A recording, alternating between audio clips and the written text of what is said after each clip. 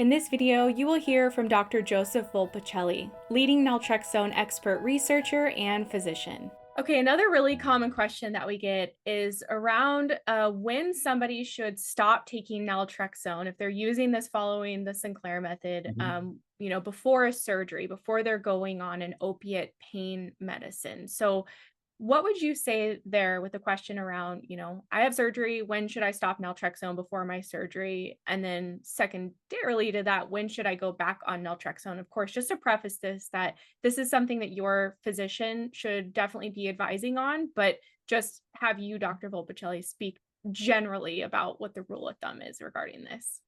Yeah, so from what we've learned, you want to be off the medicine for at least 5 half-lives before you get surgery. So if your half-life is 4 hours, 5 half-lives would be 20 hours. So for many people, after 1 day, their body will respond to opioids as if you never took naltrexone. Having said that, there's those people who are the slow metabolizers, and the naltrexone may last in their system for 12 hours or so.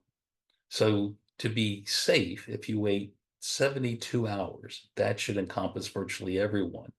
And the naltrexone should be out of your system at that point. So if you're having elective surgery, wait 3 days and your body should respond to opiate painkillers just as if you had not taken naltrexone.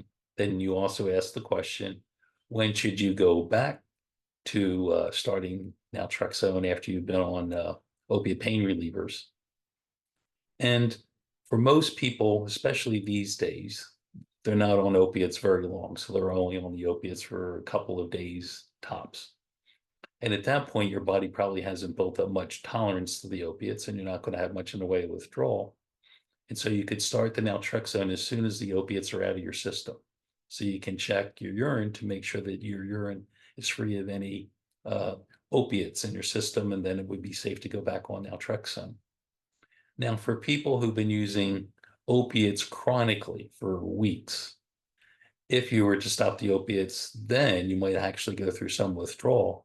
And then it's best to wait for a week to 10 days after taking opiates before you go back to using naltrexone, because the naltrexone could make the withdrawal symptoms worse. Anything else on that topic? I would just want to point out that for some people, perhaps they've gone a year, 2 years with having very little craving for alcohol. And then they go on opiate pain medicines, and they're surprised that all of a sudden the craving for alcohol comes back. And so sometimes when those opiate receptors are stimulated, even if it's stimulated from a pill, it can sort of remind the body of how good alcohol felt. And just be careful if you go on opiate pain pills that make sure that that doesn't act as a stimulus to get you interested in drinking again. Wait till you get back on the naltrexone, and then you should be okay. And I have to say that in general, social supports are really critically important for people in their recovery. I mean, that's one of the things that I think AA gets right.